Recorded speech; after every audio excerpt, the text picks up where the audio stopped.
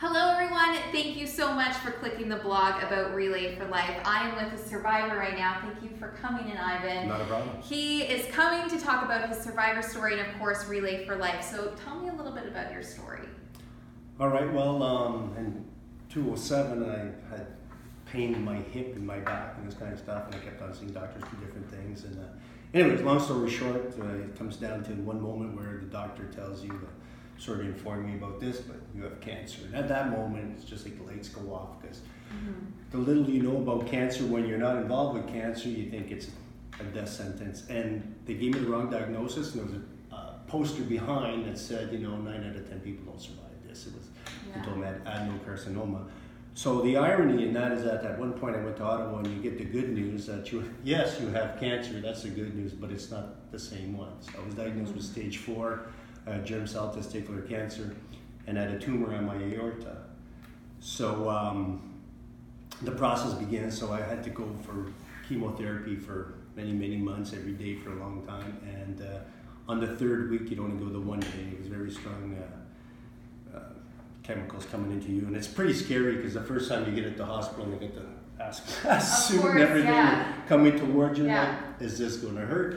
But it doesn't hurt, but it does make you very sick. And anyways, all that to say that the tumor had to be shrunk from the size of a tennis ball down to a golf ball before they could do surgery. So I was just recovering from the chemo, which kicks the crap out of you real bad. And a couple months later was the surgery. So I've got a scar from my sternum to my pubic area to go get that tumor, which they take all your organs out, put them on your chest, and go get it. And so I was a little recoup from that. So I was off work for probably close to a year at that point, and makes you reevaluate life. Things slow down quite a bit when you're going through chemo and all that. You actually get chemo brain, so I'm used to being witty and sarcastic, and my replies were a little slower that day. So with that time, and so then from there, you get a follow-up, right? So you're seen for 5 years, then they change it to a 10-year follow-up, and in 2013.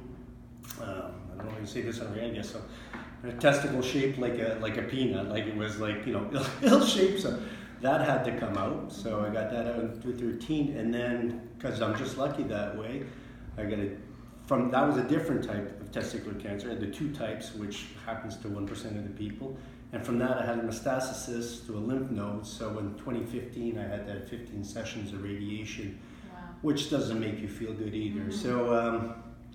So I fought the fight. The third one was pretty discouraging. The first one was like things happened. It was stage 4, which means you're knocking on heaven's door and you hope for the best. But still here, still fighting, and feeling good so far. So that's good for you. And I've had tons of family pass away from cancer and has survived cancer, and I know as a family member it's so tough, and I couldn't imagine what you were going through. And there's a lot of families sadly going through this right now or have been through it, and it's sad, but it's stuff like Relay for Life that really gets you encouraged. I went to my first one in high school.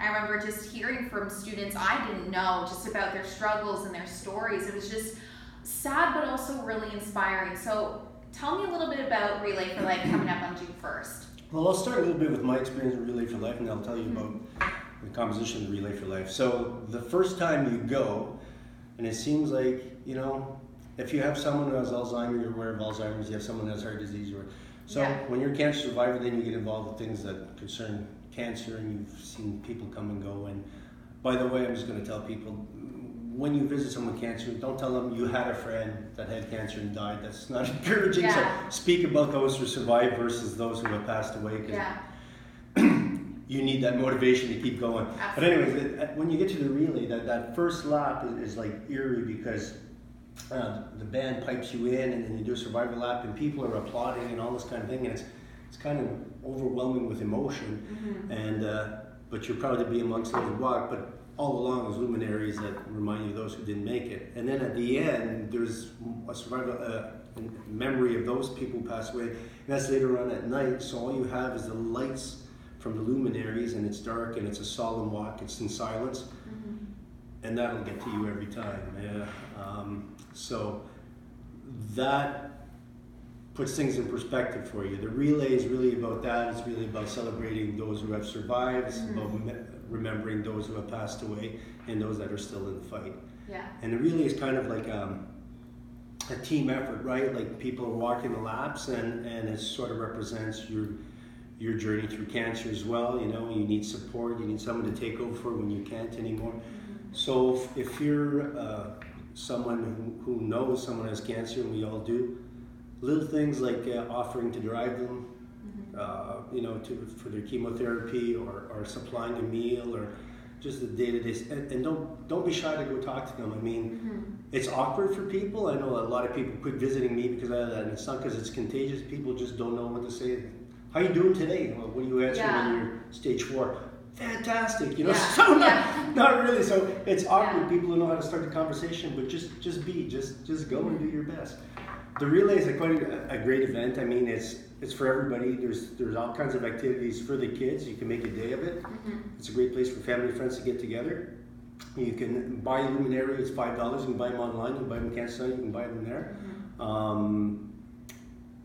You know, there's like going to be Zumba. There's going to be, in the past years we had those inflatables and all that. Yeah. So teams set up tents and all that, so then they have a theme, like people make up their own themes. You know, you can go 50s or Disney or whatever you feel like doing. Yeah, for sure. It's a good time. It's a good time. It's a mix of emotions. You know, it's a good time, but still, when you see the amount of bags, which are the luminaries around the track, a lot of people have succumbed to cancer, you know.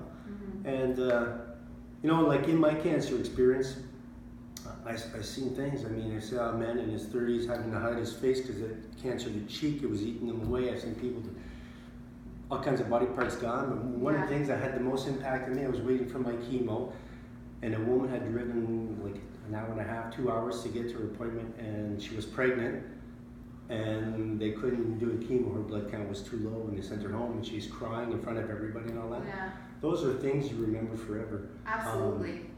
So even like when I was sharing a room after the surgery, you get to be part of other people's lives, and you hear, like I had insurance and all that, so it was an easier trip for me, but some people have nothing, and they have major cancer intervention, and they're talking to the boss, just give me this week off, I'll be back to work next week, because they have to make rent and all this kind of stuff.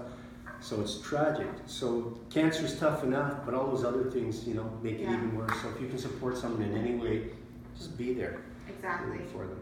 For sure. And there's still time to sign up. Of course, June 1st is 2 weeks away. So if you want to either join a team or start a team up, there's, like you said, you can do themes, you can do family, just friends, whatever you like. You can go to cancer.ca and search Maxville. And I was looking today, and their goal is $50,000, and so far they've raised $41,000.